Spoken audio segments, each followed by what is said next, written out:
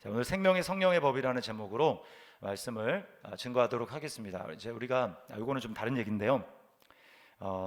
우리 개혁 개정판이잖아요. 요즘 말이 이게 참 어렵습니다. 그래서요, 제가 여러분에게 이제 몇 번 이렇게 말씀드린 적이 있는데 성경을 번역본을 좀 여러 거를 이렇게 비교해 보는 게 좋습니다. 표준 세번역이나 아니면 공동 번역 또는 뭐 쉬운 성경, 뭐 이런 성경들 또는 뭐 영어가 이제 좀 편하신 분들은 영어로 이렇게 비교해 보시면 좋겠습니다. 그러니까 목사인데도요, 이제 이렇게 새롭게 발견하는 것들이 있어요. 아, 이게 이런 뜻이었어요라고 하는 게 있습니다. 제가 이 말씀을 준비하면서 이렇게 한 건 뭐냐면 12절에 보면 이런 거 있잖아요. 우리가 빚진 자로 돼 육신에게 져서, 져서라는 게 이긴다 진다라고 하는 그 져서가 아니고 빚을 진다라는 뜻입니다. 그러니까 육신에게 빚진 자가 아니다라고 하는 거예요. 그러니까 제가 이제 그냥 이제 제가 발견한 것 말씀을 드립니다. 그래서 성경을 좀 다양한 번역본으로 보실 필요가 있겠다라고 하는 거예요. 자, 로마서를 우리가 계속해서 이제 말씀을 묵상하고 있는데요. 성경의 모든 66권이 다 하나님의 말씀이고 중요합니다. 그런데 로마서는 그 중에서 특별히 중요합니다. 왜냐하면 우리 믿음 생활이란 믿음이라는 게 도대체 뭔지, 믿음의 대상이 뭔지, 그 믿음의 정수에 대해서 그리스도인으로서 이 땅을 살아가면서 알아야 될 거의 모든 것이 축약해서 이 로마서 안에 들어가 있기 때문에 그래요. 제가 얼마 전에 미국의 제 차세대 지도자 중에 한 명인 그 기독교 지도자 목사님 데이빗 플랫이라는 목사님인데, 그분이 청소년들 집회에서 한 뭐 만여 명 청소년들이 모였는데 거기 집회에서 설교하는 그 영상을 보았습니다.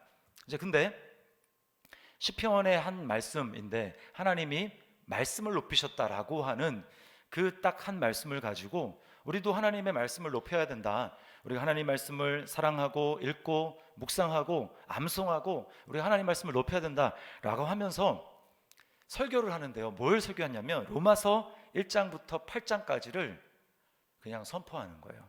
설교문이 따로 없이 목사님이 로마서 1장부터 8장을 다 외워가지고 영어로 그것을 선포하며 설교하는 것입니다. 근데 중간중간에 학생들이 막 감동을 받아서 막 박수를 치고요.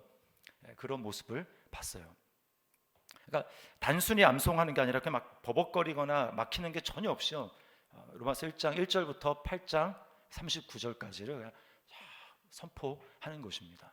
제가 그거를 이제 중간중간 스킵하면서 보면서 굉장히 이제 감동을 받았어요. 자, 어떤 신학자는 로마서 8장, 로마서 전체가 참 성경에서 중요한 것이지만 로마서 8장은 마치 반지의 이 다이아몬드 그 보석과 같다라고 이런 말을 했습니다. 그만큼 로마서 8장은 로마서 또 전체를 또 이렇게 요약해 놓은 굉장히 중요한 말씀입니다. 그래서 어렸을 때 우리 아이들이 이제 초등학교 때였는데 우리 아영이와 건이에게 로마서 8장을 외우고 그 대가로 용돈을 주면서 이제 꼬셔서 외우게 했던 기억이 있습니다. 그러면서 이제 중간중간에 이해가 안 되는 부분을 설명을 해주고 외울 수 있도록 했어요. 그러니까 지금은 많이 까먹었는데 가끔 이렇게 딱 던져보면 그래도 띄엄띄엄 이렇게 몇 구절씩을 암송하는 것을 보게 됩니다. 그래서 여러분 초등학교 저학년 때일수록 말씀 암송이 참 중요합니다. 제가 뭐 시편 1편, 뭐 23편, 그 다음에 또 뭐가 있나요? 고린도전서 13장 뭐 이런 말씀 전체를 다 암송하는데 그게 다 언제 그 내공이냐면 초등학교 때 성경 암송 대회 내공입니다. 그러니까 여러분 교회에서 암송하라 그럴 때 이런 거 시킨다고 우리 목사님 불평하지 마시고 이게 웬 떡이냐 하면서 여러분 도전할 수 있기를 주님의 이름으로 축원합니다. 네, 암송. 자, 로마서 8장을 우리가 그래서 원래 이제 내일 본문인데 제가 다루려고 합니다. 생명의 성령의 법. 자, 7장을 이제 우리가 오늘까지 살펴봤잖아요. 7장의 주제는 율법입니다. 율법. 그러니까 헬라로 하면 노모스인데 그 7장 전체 굉장히 한 20몇 번 나옵니다. 어떨 때는 율법, 어떨 때는 법이라고 하지만 사실은 원어로는 똑같은 거예요. 율법을 얘기를 하는 겁니다. 자, 율법이 굉장히 반복이 됩니다. 유대인들이 그렇게 자랑하던 율법, 그거는요 좋은 거예요. 선합니다. 율법은 우리에게 하나님의 뜻이 무엇인지를 명확하게 보여줍니다. 율법 전체를 요약하면 이렇게 한마디로 요약할 수 있어요. 하나님이 거룩하신 것처럼 너희도 거룩해라 라고 하는 것입니다. 율법은 우리에게 그것을 요구합니다. 그리고 그 거룩하신 하나님을 마음을 다하고 목숨을 다해서 사랑하라 경외하라라고 이야기를 합니다. 근데 문제는 무엇이냐면 율법은 우리에게 그렇게 분명한 것을 보여주고 요구를 하지만 우리가 그렇게 못 산다는 거예요. 우리가 그렇게 못 살더라라고 하는 겁니다. 왜냐하면 우리 안에는 죄가 있습니다. 죄가 있어요. 우리가 내 옛자가 예수님과 함께 십자가에 못 박혔다라고 할 때 죄가 없어진 게 아닙니다. 죄가 없어진 게 아니고 죄에 대해서 우리가 죽었다라는 것이 죄 자체가 죽은 게 아니에요. 죄 자체는 주님이 다시 오실 때 마귀를 심판하실 때 그때 완전히 죄가 사라지는 것이지 죄는 아직 우리 가운데 남아있어요. 근데 중요한 건 뭐냐면 그 죄에 반응하던 나의 그 자아가 이제는 달라졌다라는 것입니다. 그거 분명히 알아야 돼요. 그래서 오늘 본문 말씀에 뭐라고 얘기하냐면 육신이라는 것을 이야기를 합니다. 육신. 죄가 세력을 떨치는 영역이 바로 육신이에요. 육신. 자, 3절을 우리 보면 이렇게 얘기합니다. 율법이 육신으로 말미암아 연약하여 할 수 없는 그것을. 자, 이거를 딱 이제 핵심만 띄워보면 율법이 할 수 없다라고 얘기를 합니다. 자, 율법이 할 수 없다. 율법이 우리에게 의를 이루어 줄 수 없다라는 거예요. 그 율법이 문제가 아니라 그 다음에 이제 그 앞에 나온 말이 뭡니까? 육신으로 말미암아 연약하여. 율법은 선하고 율법은 좋은 것인데 뭐 때문에 율법이 지켜지지 못하고 율법으로 하나님의 의를 이룰 수가 없냐면 육신 때문이라는 겁니다. 육신. 우리가 가지고 있는 육신이 연약해서 율법을 이룰 수가 없다라는 거예요. 그러니까 결과적으로 율법이 할 수 없게 됐다라는 것입니다. 자, 결국은 율법이 요구하는 바를 율법은 이룰 수가 없어요. 우리에게 이룰 수가 없습니다. 왜 그렇습니까? 육신 때문에 그렇다는 거예요. 죄가 강력하게 영향력을 미치고 세력을 행사하는 그 육신이라는 영역, 그것 때문에 율법이 아무리 선한 걸 보여줘도 우리는 그것을 이룰 수가 없다라고 하는 것입니다. 그래서 7장의 끝에 바울사 너무 괴로웠습니다. 나 정말 미치겠다. 너무 비참하다. 너무 괴롭다. 이 사망의 몸에서 누가 나를 도대체 건져줄 수 있는가라고 얘기를 하면서 너무 괴로워서 그렇게 이야기를 했어요. 그리고요 8장은 그 7장 끝에 바울 사도가 너무 괴로워가지고 절규한 그 절규에 대한 답변입니다. 이 사망의 몸에서 누가 나를 건져내랴라고 하는 그 부분에 대한 답이 로마서 8장에 나오고 있어요. 자, 그리고 8장의 키워드는 7장의 키워드는 뭐라고 했습니까? 율법. 방금 전에 얘기했는데 대답을 안 하시면 곤란합니다. 율법. 그럼 8장의 키워드는 뭘까요? 성령입니다. 성령. 8장의 키워드는 성령. 자, 한마디로 성령의 법이 죄와 사망의 법에서 우리들을, 예수 그리스도를 믿는 자들을 해방하셨다라고 하는 내용입니다. 이게 8장의 핵심이에요. 그래서 우리가 살아났다고 합니다. 여러분, 성령의 법이, 생명을 주는 성령의 법이 죄와 사망의 법에서, 그 세력에서 우리를 해방했다라고 하는 게요, 그게 신약입니다. 신약. 저와 여러분은 구약 시대를 살아가는 사람들이 아니라 예수 그리스도 안에서 신약, 새 언약 안에 살아가는 사람들인 거예요. 이게 얼마나 놀라운 일인지 말씀을 드리려고 합니다. 그 핵심은 성령님입니다. 구약 핵심은 뭘까요? 그럼요, 구약 옛 언약 핵심은 율법이죠. 율법. 그 율법은 내가 주체가 된 삶이에요. 내가 주체가 된 삶. 그래서 내가 말씀대로 살려고 애씁니다. 내가 말씀대로 살려고 애써요. 그러나 애를 쓰면 쓸수록 어떻게 됩니까? 여러분 다 경험을 해보셨잖아요. 애를 쓰면 쓸수록 어떻게 됩니까? 애쓴 만큼 실패합니다. 애쓴 만큼 그 정도의 데미지를 내가 입어요. 그래서 이번에 내가 좀 더 수련회 같은 데 가가지고 은혜를 받은 다음에 그래, 내가 결심했어. 내가 이렇게 살아야지. 결심이 필요 없다는 얘기 아닙니다. 그렇게 결심을 더 세게 했어요. 더 세게. 내가 목숨 걸고 그렇게 하리라. 목숨까지 걸고 더 세게 결단을 합니다. 그러나 우리에게 돌아오는 현실은 뭡니까? 정말 더 세게 넘어진다라는 거예요. 더 세게 넘어지고 완전히 꽈당 넘어져가지고 너무 이제 데미지가 큰 거예요. 못 일어나겠다. 정말 괴롭다. 수련회 다시는 가고 싶지 않다. 그 제가 경험한 겁니다. 제가 더 세게 넘어질 거 수련회 왜 가나, 이런 생각이 막 드는 거예요. 너무 비참한 겁니다. 너무 괴로워요. 나는 왜 이럴까? 나는 정말 구제불능인 걸까? 그게 뭐냐면 이 육신 때문에 그렇다라는 것입니다. 그래서요, 두 종류가 있는데 육신에 속해 있는 자가 있고요, 때로 육신 때문에 넘어지는 자가 있습니다. 우리는요, 그리스도 예수 안에 있는 자, 예수님을 믿는 자는 육신에 때로 넘어질 수는 있어요. 그게 죄를 짓는 것이죠. 우리가 육신에 속한 게 아니고 육신 때문에 넘어지는 경우는 있지만, 그러나 육신에 속한 자는 아닙니다. 그래서 우리가 이 사실을 제대로 알지 못하면 우리가 내가 도대체 누구인지를 헷갈리고, 그래서 신약 시대에 속해 있고 우리가 성령님을 받았음에도 불구하고 살아가는 모습은 구약에 속한 자와 별반 다를 것이 없는 모습으로 살아가는, 그래서 괴로워하는 이런 모습을 우리가 보인다는 거예요. 그래서 우리가 오늘 이 시간에 그걸 분명히 좀 알 필요가 있습니다. 그래서요, 타협점을 찾는 게 뭔 줄 아십니까? 어차피 다 못 살아. 하나님도 우리 그렇게 못 사는 거 아셔. 그러니까 좀 우리가 적당히 좀 타협하며 살아야지. 어떻게 다 지키고 살아? 어떻게 말씀을 다 지키고 살아? 나도 좀 숨쉬고 살아야지 라고 하면서 적당하게 이제 타협점을 자기가 스스로 찾습니다.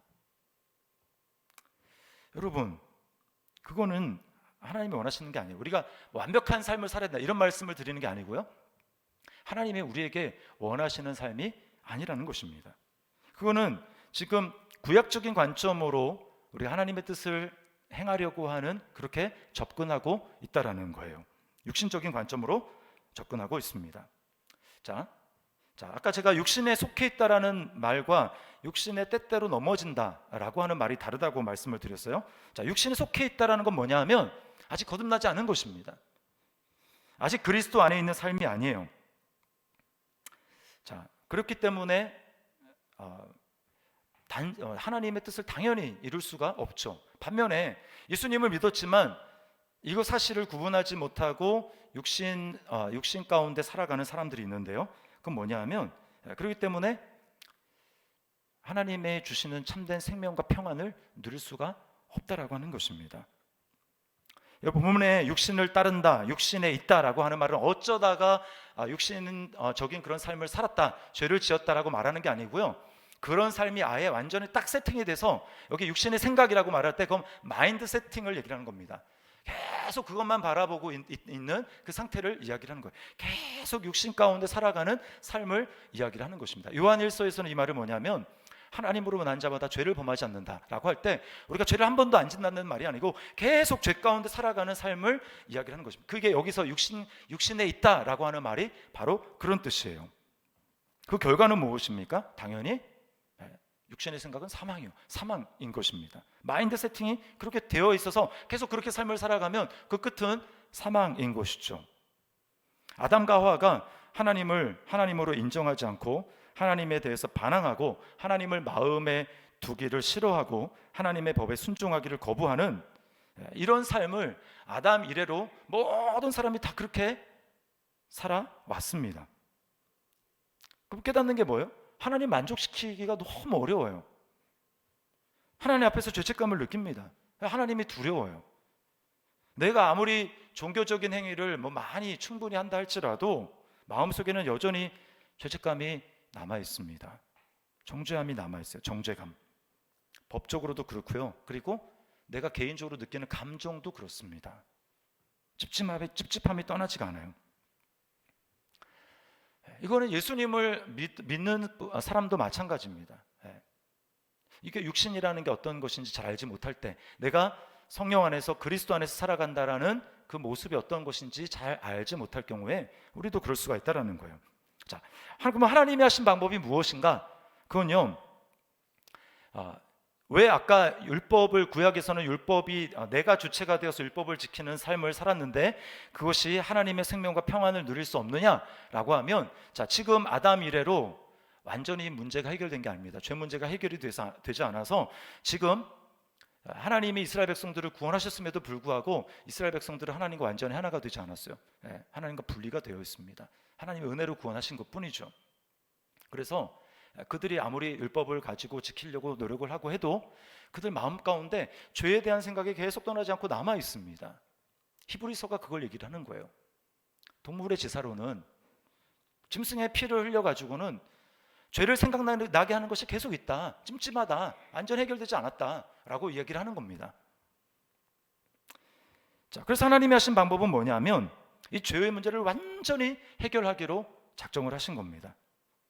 그리고 하나님이 최종적으로 계획하고 계신 것은 그냥 예수님이 십자가에 죽으셔서 우리 죄를 용서하신 것 이걸로 끝나는 게 아니고요. 더 나아가서 오늘 생명의 성령의 법이 죄와 사망의 법에서 너희를 해방하였습니다 이렇게 말하는데, 이 생명의 성령이 우리 가운데 오시는 것, 오시는 것, 그래서 우리를 완전히 해방시키는 것, 여기까지 간다는 것. 이것은 어떻게 가능한가? 예수 그리스도와 우리가 완전히 연합함을 통해서 가능한데, 그것은 성령이 와야지만 가능한 것입니다.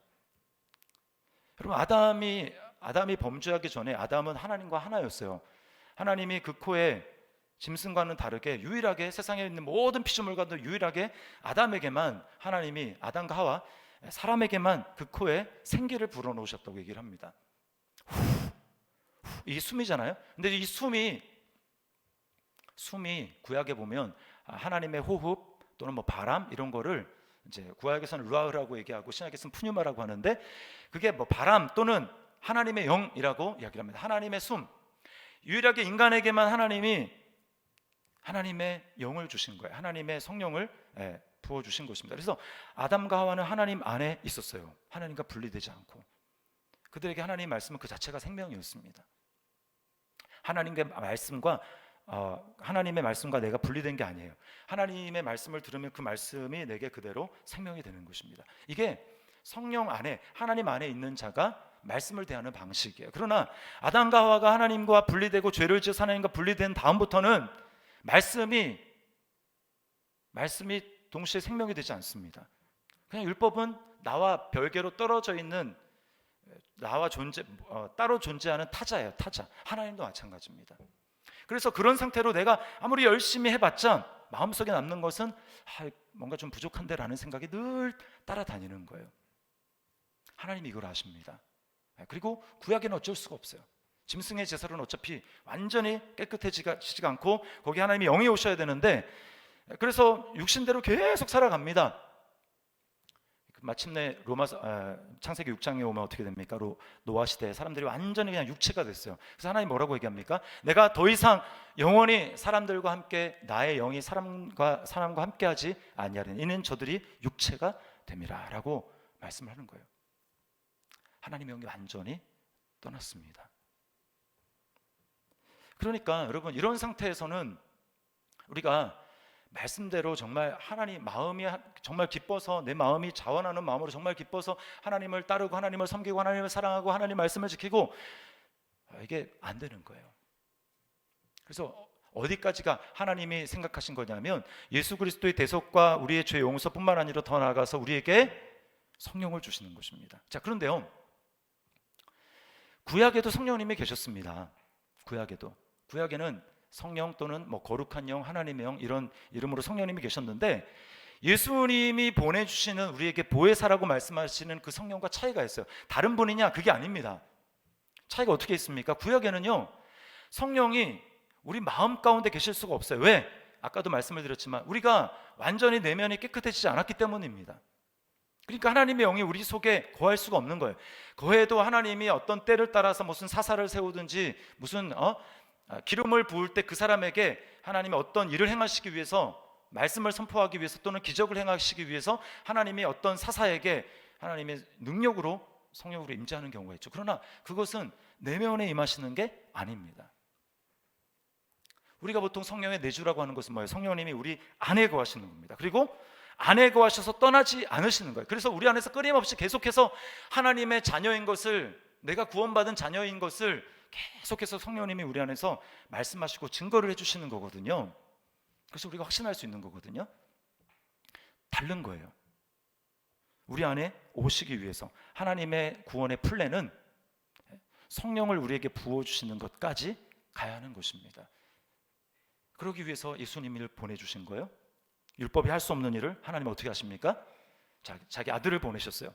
자기 아들을 보내셔서 우리와 똑같은 육체, 거기서 육신이라고 얘기할 때는 똑같은 단어를 썼는데, 예수님이 이제 육신의 죄를 정했다고 했잖아요. 예수님이 육신이 죄가 있기 때문에, 육체가 죄를 했기 때문에 육신이라는 말을 쓴 게 아니고요. 예수님은 똑같은 우리가 육체를 가졌지만 죄를 짓지 않았기 때문에 그냥 그 육신이라는 말을 그대로 쓴 겁니다. 여기 로마서 8장에 자기 아들을 육신에 있는 죄 있는 육신의 모양으로 보내서 그 육신의 죄를 정했어요. 이게 정죄를 하셨다라는 겁니다. 하나님이 육신은 우리가 육신이어서 하나님을 반항하고 하나님을 싫어하고 하나님을 거부하고 하나님을 마음에 두기 싫어하는, 그래서 내가 주인된 삶을 사는 내가 육신인데, 그래서 정죄를 받는 나를 대신해서 하나님은 우리와 똑같은 그런 육신을 준비하셔서 자기 아들에게 우리가 지은 그 죄를 하나님이 그 아들에게 전가하십니다. 전가. 그래서 하나님이 우리에게 쏟아 부으셔야 될 하나님의 진노. 로마서 1장에 보면 하나님의 진노가 불경건한 자에게 나타난다고 했잖아요. 우리가 받아야 되는데 그 진노를 하나님이 자기 아들에게 쏟아 부으신 것입니다. 그리고 예수님은 우리를 향한 율법의 요구, 하나님이 거룩하신 너희도 거룩하라, 우리 절대로 그렇게 할 수 없죠. 근데 예수님이 이 땅에서 완전한 삶을 사셔서 그 율법이 우리에게 요구하는 그 요구를 예수님은 다 이루십니다. 그리고 십자가에서 우리 죄를 위해서 죽으시죠. 단 한 번으로 영원한 속죄 제사를 주님이 치르신 겁니다. 죽으셨어요.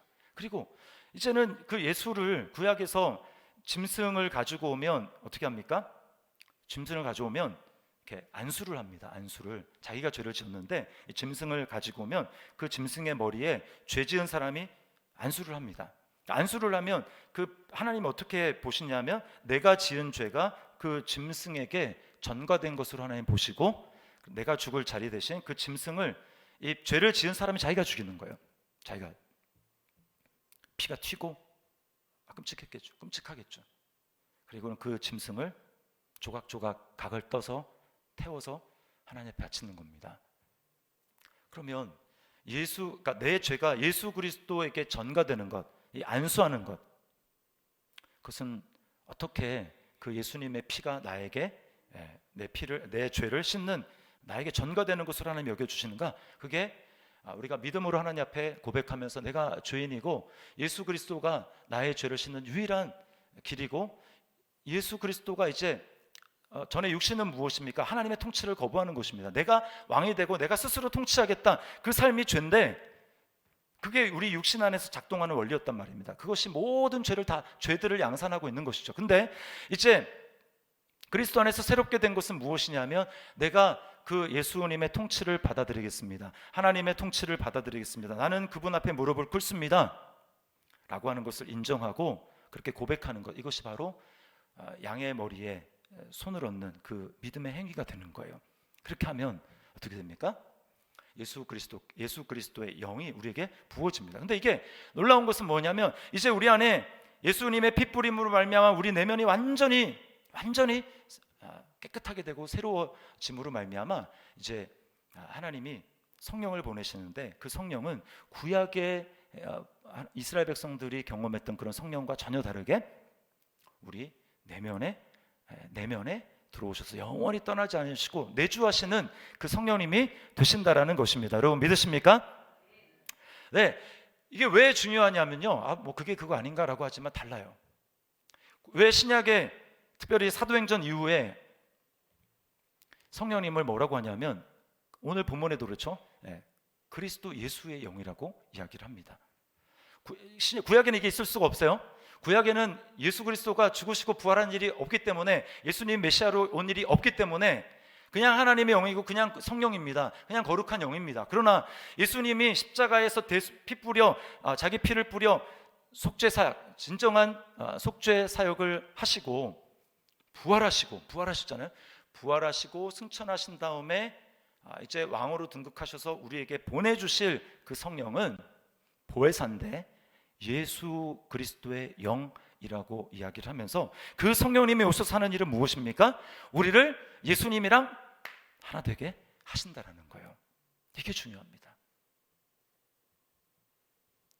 성령을 받았다라는 건요, 그냥 내가 은사를 받았다, 그냥 내가 은혜를 받았다, 나 구원 받았다, 나 거듭났다 정도가 아니고, 그건 당연하고 예수 그리스도와 하나로 완전히 연합이 되었다라는 것입니다. 예수의 영을 내가 받았다라는 것은 이제 예수님과 하나가 되었고 하나로 연합이 되었다라는 거예요. 그렇기 때문에 여러분, 하나님은 우리에게 이렇게 말씀합니다. 우리가 더 이상 육신에 있지 않아요. 성령을 받았기 때문에 우리는 더 이상 우리 안에 죄의 영역에 막 매여가지고 하나님을 대적하는 그런 죄가 세력을 부리는 육신 가운데 있지 않다라는 것입니다. 이게 성령을 받은 사람에게 일어난 놀라운 일이라는 거예요. 변화라는 거예요. 우리가 그 나의 신분을 자각해야 됩니다. 그 9절 말씀을 우리 함께 읽어보겠습니다. 9절 같이 읽습니다. 시작. 만일 너희 속에 하나님의 영이 거하시면 너희가 육신에 있지 아니하고 영에 있나니 누구든지 그리스도의 영이 없으면 그리스도의 사람이 아니라. 그리스도의 영을 받은 사람, 성령을 받은 사람은 누구든지 외 없이 더 이상 육신에 있지 않습니다. 육신에 있지 않아요. 여러분 안에 성령님이 계십니까? 네. 내가 주인된 삶에서 돌이켜 예수 그리스도가 주인이라고 고백하며 그분 앞에 무릎을 꿇었습니까? 그 통치에 항복했습니까? 그렇다면 여러분 안에는 한 사람도 빠짐없이 예외 없이 성령님이 계십니다. 그리고 성령님이 계신다라는 그 말은 나는 이제 그리스도 안에 있다. 그리스도 안에 있다. 하나님의 통치 안에 있다. 하나님의 나라 안에 있다. 나는 이제 영역이 완전히 다르다. 완전히 다른 거예요. 영역이.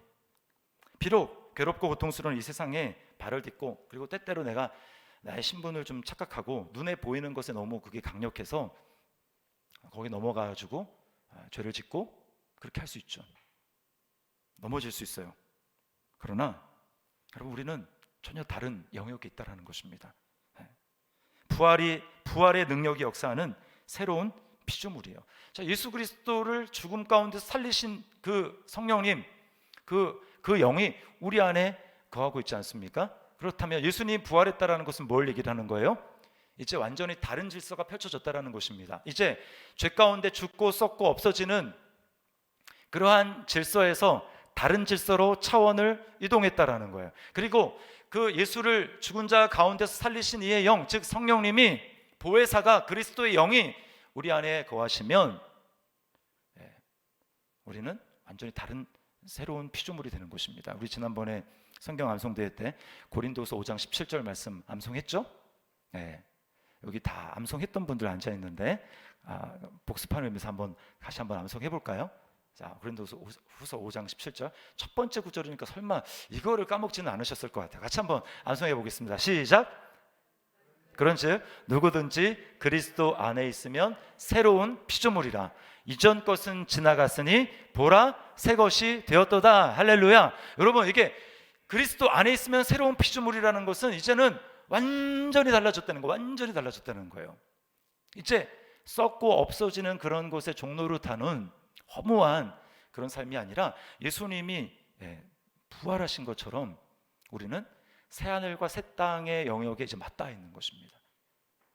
몸으로는 이 땅에 속해 육체를 가지고 살아가기 때문에 힘들고 어렵고 막 그래요. 근데 우리의 신분, 우리의 영은 어디 있다라는 거예요? 그리스도 안에 있다라는 것입니다. 새로운 피조물이라는 얘기는 이제 너희는 새 하늘과 새 땅에 지금 발을 딱 들여놨다는 거예요. 발 들여서 그러면서 충만할 때는 그게 막 엄청나게 커져 보이다가 근데 이제 이쪽을 좀 덜 바라보고 내 육체로 살아가는 이쪽에 보여지는 것에 이렇게 딱 반영하면 마치 언제 그런 일이 있었나 싶을 정도로 우리는 이 세상에 옛 하늘과 옛 땅에 내가 거기에 속해 있는 존재처럼 그렇게 살아가더라는 것입니다. 여러분, 우리는 완전히 다른 존재가 됐어요. 사망에서 생명으로 옮겼습니다.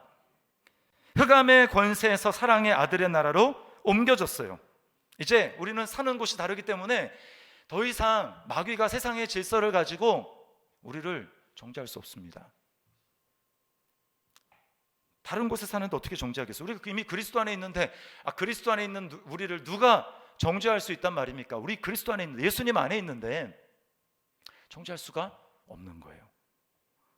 우리는 그리스도 안에 있습니다. 자, 우리 저를 따라 하십시오. 나는 그리스도 안에 있습니다. 나는 그리스도 안에 있습니다. 네, 그래서 우리가 로마서 8장 1, 2절을 우리 믿음으로 선포하겠습니다. 읽으면서 시작. 그러므로 이제 그리스도 예수 안에 있는 자에게는 결코 정죄함이 없나니 이는 그리스도 예수 안에 있는 생명의 성령의 법이 죄와 사망의 법에서 너를 해방하였습니다. 할렐루야, 아멘. 네, 이게 우리라는 거예요. 우리. 네, 그러면 성령을 받은 우리가 이 땅에서 어떻게 살아가야 되는가? 네, 짧게 두 가지로 말씀하면 우리는 하나님의 사랑을 누리며 살아가야 합니다. 하나님의 사랑을 누리며. 여러분, 예수님과 연합된 복 중에서 우리가 성령을 받아서 예수님과 연합된 복 중에서 가장 큰 복을 하나 꼽으라면 그럼 바로 하나님의 친밀한 사랑을 누리기 시작한다라는 것입니다. 하나님의 친밀한 사랑. 여러분, 이 땅에서 하나님을 가장 친밀하게 누리셨던 분이 예수님이세요. 그래서 예수님은 제자들이 우리에게 좀 기도를 가르쳐 주십시오라고 했을 때 예수님은 하나님을 부른 호칭부터 파격적인 변화를 말씀하셨습니다. 아버지, 아버지. 누구도 하나님을 그렇게 부를 수 없어요. 근데 너희는 이렇게 기도해라. 아버지, 아버지. 기도할 때 하나님을 아버지라고 부르라는 거예요. 그리고 예수님은 이 땅에 살아가시면서 하나님의 그 사랑을 늘 공급받으셨습니다. 너는 내 사랑하는 아들이요 내 기뻐하는 자라. 우리가 예수님 안에 있다면 하나님이 우리에게 똑같이 말씀하십니다. 너는 내 사랑하는 아들이고 너는 내 사랑하는 내 기뻐하는 딸이다. 우리에게 이렇게 말씀하십니다. 오늘 그 음성을 우리 모두가 다 각자가 하나님으로부터 듣는 그런 은혜가 있기를 주님의 이름으로 축원합니다. 주님은 그렇게 계속 말씀하세요. 우리가 못 들을 뿐이에요. 그래서 그 사랑을 찬양하고 감사하는 것입니다. 자, 우리 15절 말씀 한번 읽어볼까요? 시작. 너희는 다시 무서워하는 종의 영을 받지 아니하고 양자의 영을 받았으므로 우리가 아빠 아버지라고 부르짖느니라. 아멘. 네, 아빠 아버지라고 부르짖느니라. 얼마나 감사합니까? 예수님이 하나님을 그렇게 부르셨다면 예수의 영을 받은 우리도 하나님을 그렇게 부르는 거예요. 아빠 아버지. 자, 우리 한번 불러볼까요? 아빠, 아빠. 하나님이 진짜 우리의 아빠이십니다. 네. 되게 웃으시네요. 네. 이거요, 단지 입으로만 그렇게 부르는 게 아니에요. 나의 형편과 처지와 전혀 상관없어요. 내가 잘 못 살아도 상관없습니다. 조금 전까지 죄를 지어도 상관없습니다. 우리 그리스도 안에 있기 때문에 하나님을 아빠, 아버지라고 부를 수 있는 거예요. 더 이상 무서워하지 않아요. 제가 그리스도 안에 있다라는 진리를 깊이 깨닫기 전까지는 하나님이 무서웠습니다. 하나님이 무서웠어요. 나를 심판하시는 하나님으로 그렇게 느껴졌어요. 내가 좀 잘 살면 하나님이 나의 기도도 들어주시고 뭔가 그렇게 할 것 같은데, 내가 성경도 안 읽고 기도도 안 하고 또 하나님이 원하시는 삶을 제대로 살지 못할 것 같을 때, 특별히 내가 이건 정말 하지 말아야지라고 하는 그런 일을 내가 했을 때, 그때는 하나님 앞에 나아갈 수가 없는 거예요. 내 안에서 막 정죄의 소리가 들리는 것입니다. 하나님이 저를 노려보는 것 같고 못마땅한 눈으로 저를 쳐다보는 것 같았어요. 여러분, 하나님이 그렇게 저를 보시겠습니까? 주님의 은혜를 알지 못하니까 그렇게 반응하는 것이죠. 이번 주 내가 너무 개판으로 살았어. 그러니까 하나님이 나를 좀 덜 예뻐할 거야. 혹시 이렇게 생각하시는 분 있습니까? 전혀 그렇지 않습니다.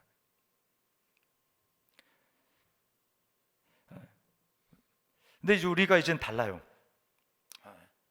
내가 방금 전까지 어떤 삶을 살았다 할지라도 하나님이 그 아들의 피를 다 쏟아서 나를 위해서 흘려주시고, 그리고 그 아들의 피가 내 안에 뿌려져서 내 안에 성령 하나님, 그리스도의 영, 그냥 성령님이 아니라 그리스도의 영, 예수 그리스도의 영, 모든 하나님의 그 구속사역을 다 완성하신 그 그리스도의 영을 내 마음 가운데 보내주셔서 하나님을 아빠 아버지라고 부르게 하셨다면 우리는 그 사실 때문에 늘 믿음으로 감사하고 감격하고 하나님을 찬양해야 됩니다. 그게 믿음이에요. 그게 믿음. 믿습니까? 네, 그게 믿음입니다. 자, 그리고 두 번째는요, 성령의 인도를 따라 하나님의 뜻을 이루는 삶을 살아야 합니다.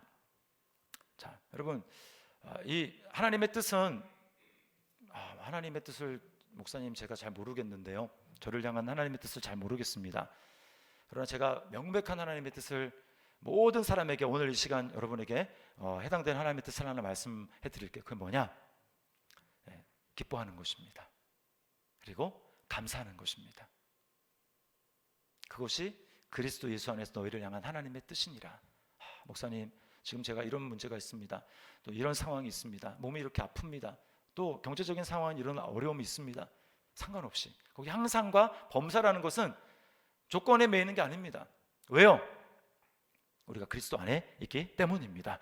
그리스도 안에 있기 때문에 변함없는 이 사실 안에서 기뻐하는 거예요. 그리고 감사하는 것입니다. 그래서 여러분 오늘 이 시간 나오셨잖아요.